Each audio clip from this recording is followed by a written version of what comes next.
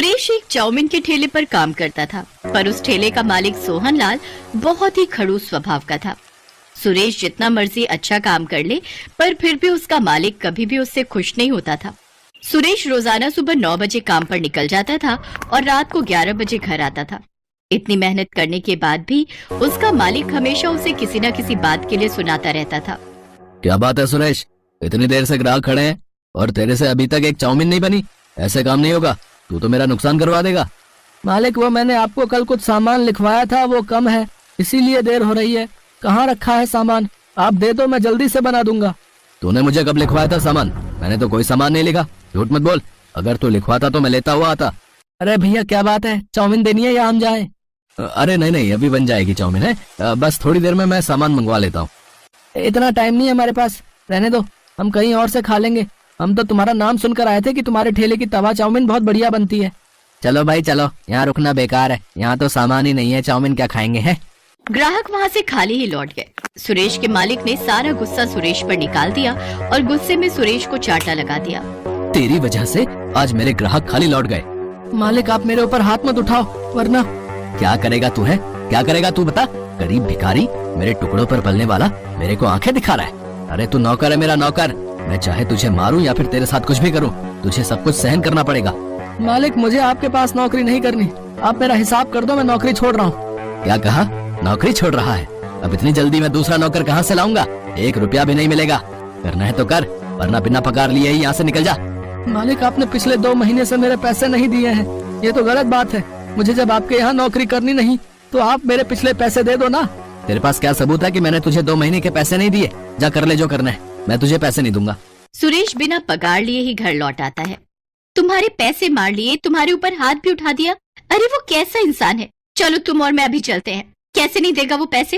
अरे पार्वती, वो इंसान ठीक नहीं है, उसके मुंह ना ही लगो तो सही रहेगा। छोड़ो, जाने दो। पर ये तो बहुत नुकसान हो गया ना, तुम्हारे हाथ में कोई काम भी नहीं है, घर का गुजारा कैसे होगा? पार्वती, मेरे हाथों में हुनर है जिसकी वजह से मैं अपना खुद का काम शुरू कर सकता हूँ। बस मुझे थोड़े पैसों की जरूरत होगी और मैं थोड़े पैसे कमाकर फिर से ये काम शुरू कर दूंगा। सुरेश ने थोड़ी मजदूरी करनी शुरू कर दी ताकि वो पैसे कमाकर तवा चाउमीन का ठेला लगा सके। पर एक दिन, अरे पार्वती भाभी, अरे जल्दी चलो। अरे सुरेश भैया बिल्डिंग की सीढ़ियों से गिर गए हैं, उन्हें बहुत चोट आई है। क्या चोट आ गई? कहाँ है भैया? बिल्डिंग के मालिक ने पड़ोस के अस्पताल में भेजा है। सुरेश भैया के सिर पर गहरी चोट आई है। पार्वती दौड़ती हुई अस्पताल जाती है। सुरेश इस दुर्घटना में अपनी आंखों की रोशनी खो देता है। एक के बाद एक परेशानियां सुरेश के परिवार को घेर लेती हैं। सोच रहा था थोड़े पैसे कमाकर तवा चाउमीन का ठेला लगा लूंगा, पर ये मुसीबत आ गई। अब तो मैं देख भी नहीं सकता, मोहताज हो गई है जिंदगी मेरी। पार्वती, मैंने ऐसा कभी नहीं सोचा था।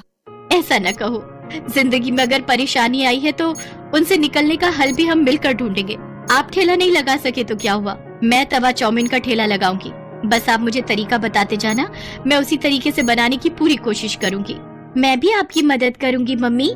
मैं भी आपकी मदद करूंगा मम्मी। ठीक है मेरे प्यारे बच्चों, तुम सब तो मेरी हिम्मत हो। पार्वती उधार पर चाउमीन बनाने का सामान और ठेला ले लेती है। सुरेश उसे बोल बोल कर तवा चाउमीन बनाना सिखाने लगा। जब पार्वती बाजार में तवा चाउमीन का ठेला लगाती तो सुरेश और बच्चे भी उसके साथ ही रहते। पार्वती धीरे धीरे बहुत ही बढ़िया तवा चाउमीन बनाना सीख गई। ग्राहक भी पार्वती के ठेले पर आते तो तवा चाउमीन की बहुत तारीफ करते। सुरेश भैया, ये सब कब हुआ? आपको मैंने सोहनलाल के ठेले पर कई बार तवा चाउमीन बनाते हुए देखा है। आवाज तो जानी पहचानी लग रही है। पहले के ग्राहक मेरे बहुत अच्छे बातचीत वाले हो गए थे। क्या करूं भैया, मालिक ने अपने ठेले से निकाल दिया था। मजदूरी करके थोड़े पैसे कमाने थे तो यह हादसा हो गया। कुछ ग्राहक तो सुरेश को पहले से ही जानते थे। जब उन्होंने उसकी ये हालत देखी तो उन्हें भी बहुत दुख हुआ। धीरे धीरे पार्वती के तवा चाउमीन ठेले पर भीड़ लगने लगी। पर एक दिन सुरेश के मालिक सोहनलाल को जब ये बात पता चली कि उसके सारे ग्राहक सुरेश के ठेले पर तवा चाउमीन खाने के लिए जाते हैं तो वो जलन से भर गया और उसने कुछ गुंडों को सुरेश के ठेले पर धमकाने के लिए भेजा। चलो हटाओ रे, ये चाउमीन का ठेला हटाओ यहाँ से, यहाँ कोई ठेला नहीं लगेगा। कैसे नहीं लगेगा? हमने तुम्हारा क्या बिगाड़ा है जो तुम हमारा ठेला यहाँ से हटवाने लगे हो? तुम लोग ऐसे नहीं मानोगे हैं? चलो भाई तोड़ दो इसका ठेला। पार्वती, ये लोग हैं कौन, जरा पूछो तो। हमें सोहनलाल जी ने भेजा है, समझा? उनके सारे ग्राहक तुम्हारे ठेले पर आने लगे हैं और वो ऐसा कभी नहीं चाहते, इसलिए उन्होंने कहा है कि तू अब ये काम बंद कर। इस एरिया में बस उनका ही तवा चाउमीन का ठेला चलेगा, समझे? या कुछ और समझाए? हमें धमकी दे रहे हो? बाजार के बीच में खड़े हैं, अभी आवाज लगाऊंगी तो लोग इकट्ठे हो जाएंगे। अरे भाइयों बहनों, जरा हमारी मदद करो, देखो ये गुंडे हम गरीबों पर जुल्म कर रहे हैं। क्या हुआ बहन जी? चिंता मत करो, हमारे होते हुए गुंडे आपका कोई नुकसान नहीं पहुंचा सकते। चिंता मत करो, हम अभी इनकी वीडियो बनाकर सोशल मीडिया पर डालते हैं। क्या नाम बता रहे थे भैया? तुम्हें किसने भेजा है? गुंडे थोड़ा घबरा जाते हैं। उनके आसपास लोगों की भीड़ जुटने लगती है, जिनमें से कुछ मीडिया के लोग भी थे और कुछ जर्नलिस्ट, कुछ यूट्यूबर। फिर क्या था, उनको देखकर गुंडे बुरी तरह डर जाते हैं। इतनी देर में सोहनलाल भी आ जाता है। अब तो भीड़ सोहनलाल के पीछे पड़ जाती है। आप सब जानते हैं, इस बेईमान ने मेरे पति के 2 महीने के पैसे मार लिए और इन्हें नौकरी से निकाल दिया। आज मेरे पति की हालत इसी की वजह से है। सीधी तरह से इन गरीबों के पैसे लौटा दो, वरना तुम्हारा ये हाल होगा कि तुम सोच भी नहीं सकते। मैं एक न्यूज रिपोर्टर हूँ, भले ही आज मैं ड्यूटी पर नहीं हूँ, पर अपना फर्ज भली भांति जानती हूँ। सीधी तरह देते हो या तुम्हारे खिलाफ खबर छापूं? नहीं, मैं पैसे देता हूँ।